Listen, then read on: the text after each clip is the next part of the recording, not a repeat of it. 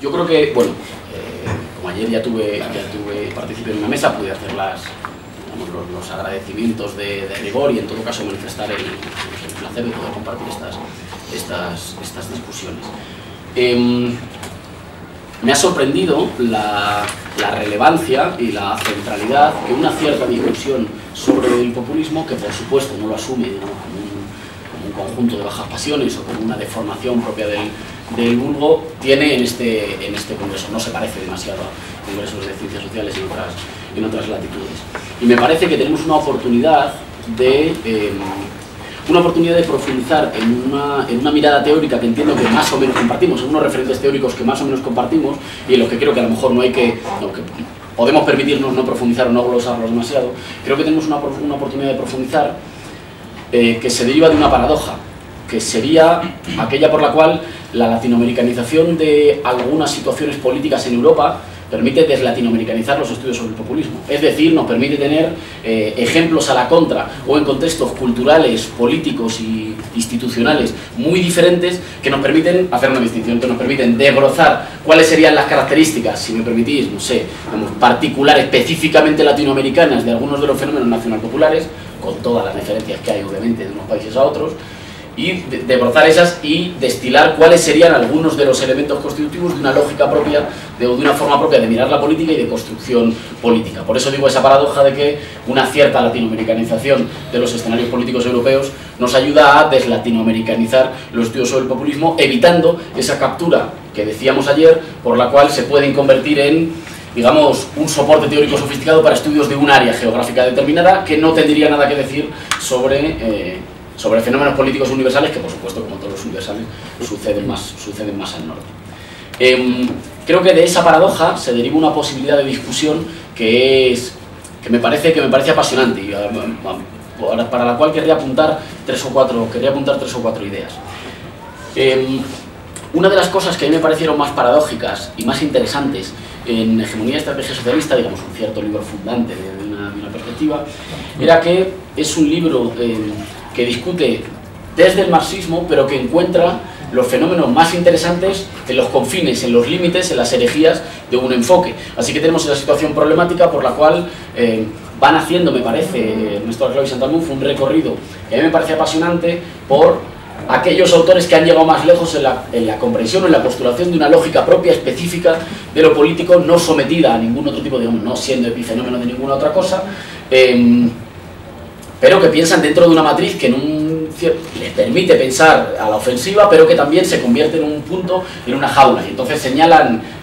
cuáles son, digamos, lo más lejos que llegan algunos de esos autores que piensan en los confines. Y nos encontramos con una tradición curiosa en la cual las mejores experiencias, digo desde una mirada propia, digamos, de lo político, las mejores experiencias en lo teórico, pero también las experiencias más exitosas de construcción de poder político para los sectores subalternos, se dan siempre en los confines, se dan siempre en las excepciones. Es decir, es una matriz teórica extraordinariamente rica que produce las mejores teorías sobre la construcción del poder político siempre en las excepciones, siempre en las cosas que no estaban en el manual. Y ahí uno puede elegir los procesos revolucionarios y algunos de sus teóricos más destacados, cada uno puede elegir lo que quiera y comprobar que algunas de sus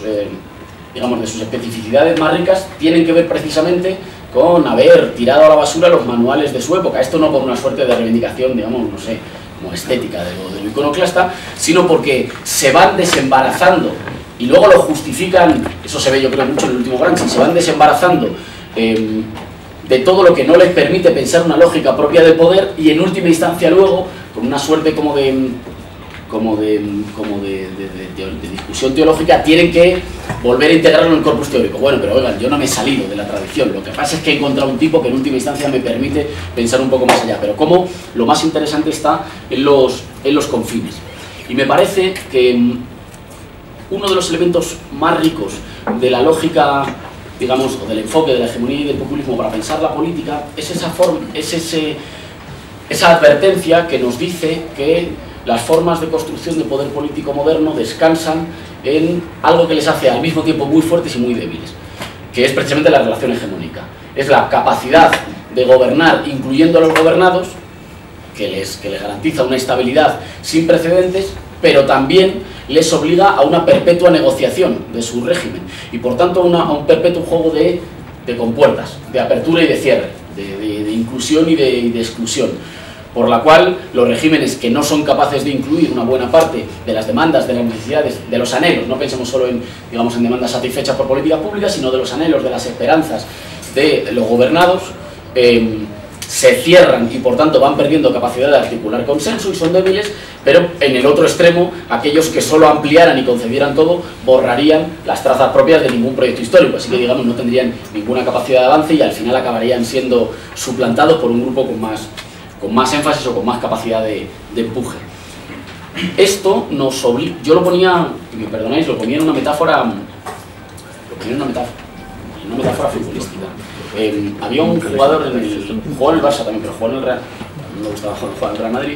que se llamaba Michael Laudrup, que era un tipo que daba pases que no existían. Y por tanto me parece que a mí me ayuda mucho a pensar algunos fenómenos políticos esta metáfora. No era un tipo que viera espacios o colectivos no representados que estuvieran esperando a ser. Era un tipo que producía pases que no estaban ahí. Cuando la gente decía, qué listo, fíjate cómo ha visto el hueco. Digamos que me atrevería a desarrollarlo un poquito más con ánimo provocador y decir que no era que viera el hueco, era que lo creaba, era que en cierta medida inventaba un espacio político donde no lo había, donde había un conjunto de equilibrios congelados que no permitían imaginarlo antes, lo cual tiene siempre un punto no solo de contingencia, sino de aventurerismo, un poco, que ha sido seguramente una de las características de las iniciativas políticas revolucionarias como más denostadas, que creo que tiene que ver con una cierta pretensión como de cientificismo. Bueno, que hay iniciativas que son aventureras, cuando en realidad todas las que en algún momento son capaces de subvertir el orden de su momento, tienen una dosis importantísima, no cito ninguna, tiene una dosis importantísima de vamos a ver qué sale, vamos a atrevernos y asumir las consecuencias de atreverse. Y creo que las ciencias sociales, y en particular la ciencia política, por una necesidad yo creo que de legitimarse como ciencia dura, no ha sido capaz de reconocer cuáles eran algunos de los elementos como mágicos, si queréis, que ayudaban a esas situaciones en las que de repente las cosas podían cambiar en un signo inesperado. Esto nos aboca, por tanto, a una atención privilegiada, y esto ya se ha explicado, a la disputa por el sentido, que para mí tiene que ver nítidamente con el problema de la unidad, es decir, básicamente con la asunción de que no hay ninguna unidad dada, de que la unidad en última instancia siempre va a ser imposible, pero que siempre va a ser, digamos, el horizonte deseado de toda práctica que intente construir algún tipo de agrupación de los que quieren que las cosas sean diferentes, entendiendo que hay digamos, desde ese movimiento doble de inclusión y de exclusión, de apertura y de cierre de la hegemonía, ahí hay un juego doble, que a mí me parece que lo resume bien Poulantzas cuando dice, bueno, los estados capitalistas tienen la misión de cohesionar por arriba y dispersar por abajo. Y por tanto, los que los desafían tienen la misión de disgregar o aprovechar la desarticulación por arriba o estimularla o saberla leer y en todo caso, digamos, no recomponerla con planteamientos torpes y por el contrario producir unidad o producir agregación por abajo. Y hay en esa agregación por abajo dos elementos. 5 minutos. Vale. Dos elementos. Sobre los que creo que deberían, o me atrevería a señalar que son campos fructíferos para que se desarrolle toda una teoría que piense desde este enfoque los fenómenos de cambio político, pero también de construcción institucional. Por una parte el problema del Estado, el problema casi, no sé, físico, de la composición y del esqueleto y del sistema nervioso del Estado. El Estado que tiene una relación compleja con el pueblo, se funda y de alguna manera fagocita al pueblo y necesita un pueblo originario en el que se funda, y se funda muchas veces, digamos, constituyéndolo y ofreciéndose como el marco institucional que va a realizar la voluntad de ese pueblo, ahora sí reconciliado, pero el desarrollo normal de su institucionalidad disuelve al pueblo. Digamos, todo Estado tiene como objetivo, ya está, y eso es un momento siempre, digamos, si queréis, un momento determinador de todos los momentos revolucionarios. Ya está, están conseguidos algunos de los elementos fundamentales, váyanse a casa, disuélvense, déjennos gobernar. Lo digo en forma provocativa, en algunos casos más enfatizado, en otros menos. Creo que le hemos prestado tradicionalmente mucha atención a cuáles han sido algunos de los relatos que han sido capaces de construir una unidad que no existía, digamos, en ningún lugar, en lo social, en lo económico, y le hemos prestado un poco menos a cuáles han sido algunos de los elementos por los cuales los estados han sufrido fracturas o grietas que han hecho que ese carácter dual se ponga en problemas. Ese carácter dual por el cual el Estado es siempre el Estado de todos y el Estado de unos pocos. Y tiene que moverse siempre en esa tensión. Yo soy el Estado de todos y satisfago las necesidades de todos y mi existencia es en beneficio de la comunidad general, pero al mismo tiempo soy el Estado marcadamente de unos pocos y estoy marcado siempre por alguna asimetría, por alguna exclusión, por lo que no cabe. Este orden es de todos, pero casi de todos. ¿Y cuáles son algunos de esos elementos que en algunos momentos producen desagregación, producen desarticulación y hacen que algunos de los elementos que antes funcionaban en forma orgánica empiezan a funcionar en forma disgregada o corporativa? Nosotros estamos viendo la importancia central en algunos de los fenómenos de crisis política en Europa de la corrupción, no por la deslegitimación de los que mandan, sino por la ruptura de la cohesión entre los que mandan, por la dificultad de que algunos de los elementos que funcionan de forma orgánica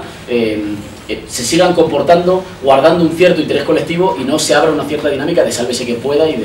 de salvación individual o particular. Pero creo que eso también tiene que ver con, por una parte, por qué en algunos momentos las élites pierden la capacidad de encarnar las esperanzas de la gente sobre las que gobiernan, y eso tiene que ver evidentemente con las prestaciones materiales, pero no solo. Nosotros vivimos situaciones en las que una de las crisis más agudas no solo son las crisis sociales y las económicas, sino también la posibilidad de los que mandan de ofrecer algún tipo de esperanza o de horizonte más o menos ilusionador o tranquilizador para una buena parte de los que vencen. ¿Por qué en algún momento dado lo pierden? Y creo que hay todo un campo para desarrollar, también de estudios culturales, de por qué en algún momento los que mandan pierden esa capacidad de ponerle los nombres a las cosas y de ostentar el interés general. Y en segundo lugar, esta relación entre... es la relación que se señalaba antes, esta relación entre reforma y ruptura, entre ruptura e institución, que es una relación muy problemática, pero que yo creo que a menudo nos ha ocupado toneladas de discusiones que tenían un componente más bien estético, casi onanista diría en algunos casos, mucho más que político, de análisis político, que era la dificultad de leer en todo proceso de transformación, digamos, momentos y avances en un sentido rupturista, momentos de negociación o de ruptura, y también de ver seguramente la virtud revolucionaria en esa capacidad de navegar el equilibrio o de caminar el equilibrio entre, por una parte, el no ser integrado o no ser integrado completamente, y por otra parte, digamos, convirtiéndose en algo muy mainstream y totalmente inofensivo, o por otra parte, el no ser relegado a una minoría folclórica cómoda, pura y, no sé, digamos, simpática en la medida en que también es puramente inofensiva. Y esa dificultad, que yo ahí tengo que reconocer que parto de un a priori un tanto pesimista, que es que creo que tiene menos que ver con la virtud de los que desafían al orden que con la incapacidad de los que sostienen el orden para ofrecer alternativas, integrar a unos, dispersar a otros, o aprovechar una parte de las reivindicaciones de los que desafían el orden para relegitimar, oxigenar y renovar el orden mismo, digamos, en una maniobra transformista. Por último, que creo que ya es hora de lo último, una cuestión sobre esta cuestión de, digamos, la latinoamericanización política y cómo nos permite deslatinoamericanizar una parte de los estudios sobre los fenómenos nacionalpopulares y sobre la mirada teórica, digamos, del populismo. La necesidad de la traducción, y esta traducción creo que tiene que operar o tiene que ser muy cuidadosa en, por una parte, la conformación, la morfología de los sistemas políticos. Nosotros hemos comprobado, por ejemplo, hasta qué punto no es lo mismo en modo alguno plantear un tipo de discurso u otro en un sistema parlamentario y en un sistema presidencialista. Y eso, como pudimos discutirlo ayer, no me extiendo si acaso salen las discusiones. Pero en qué medida una configuración del sistema electoral, de las instituciones, de la relación entre instituciones, de la relación entre partidos e instituciones, es decisiva a la hora de abrir o cerrar más campo a un tipo de interpelación a otra, y hasta qué punto eso te obliga a ir haciendo modificaciones o no. Por ejemplo, en qué medida, digamos, una interpelación destituyente al conjunto de las élites políticas es mucho más fácil en sistemas que privilegian momentos de concentración de la disputa electoral que pueden ser vividos como plebiscitos y como todo o nada, y el parlamentarismo juega precisamente para lo contrario, te deja entrar más fácilmente a cambio de integrarte y enredarte en un juego de compromisos del que es más complicado salir. No me extiendo sobre eso, pero creo que hay todo un área que debería concretar la discusión sobre las posibilidades emancipadoras y de construcción de hegemonías populares diferentes con en qué sistemas político-electorales se imbrican, ¿no? Y la segunda creo que tiene que ver con esa discusión cultural de por qué en algunos momentos algunas reivindicaciones o algunos grupos son capaces de encarnar una voluntad generalizada de cambio. Y ahí, para no caer en digamos, en ninguna suerte de economicismo, yo propondría dos ejemplos que gloso a toda velocidad de la práctica política española, por la cual ejemplos que no son, o luchas o conflictos que no son en modo alguno mayoritarios en términos estadísticos, no son los que más afectan a la población, no son los que más duelen, no son ni siquiera, en uno de los casos quizás, pero no tienen por qué ser necesariamente los que afectan más, digamos, no sé, a la raíz del modelo de acumulación en España, han sido capaces de encarnar en torno a sí una voluntad generalizada o de despertar una indignación que luego ha podido ser una voluntad popular diferente. Uno se conoce mucho más, que es el caso de los desahucios en España. Y en qué medida los desahucios en España en un momento dado son capaces de representar la sensación generalizada de que el país se está yendo a la mierda, incluso para mucha gente que no está en riesgo de ser desahuciada, pero que ve en el simbolismo, y ahí hay una importancia radical de las imágenes, ve en el simbolismo de una no sé, anciana que se expulsa de su casa para que se lo lleve un banquero, el mejor ejemplo de derrumbe moral y social de nuestra comunidad política, ¿no? Que ya digo, para sectores que no van a estar amenazados de una situación así en ningún caso, pero para los cuales esa situación puede encarnar el momento de haber tocado ya el suelo como sociedad. Y el segundo, que me parece que es más válido porque está menos pensado, es en qué medida conmociona a la sociedad española la metáfora de sus jóvenes muy bien preparados que se tienen que ir a estudiar al extranjero. Estos jóvenes no son la mayoría del país, ni siquiera son los que lo están pasando peor, en modo alguno. Son a menudo los que tienen recursos como para irse con mejores condiciones a buscar una vida mejor, en algunas ocasiones cómoda, fuera de España, que es un desastre económico, social y político que se tiene que ir. Sin embargo, entronca también esta idea porque golpea al propio imaginario con el que las élites construyeron su legitimación, si queréis, desde la fundación de nuestro orden político último en 1978, que tiene que ver con la posibilidad de la movilidad social ascendente y que tiene que ver con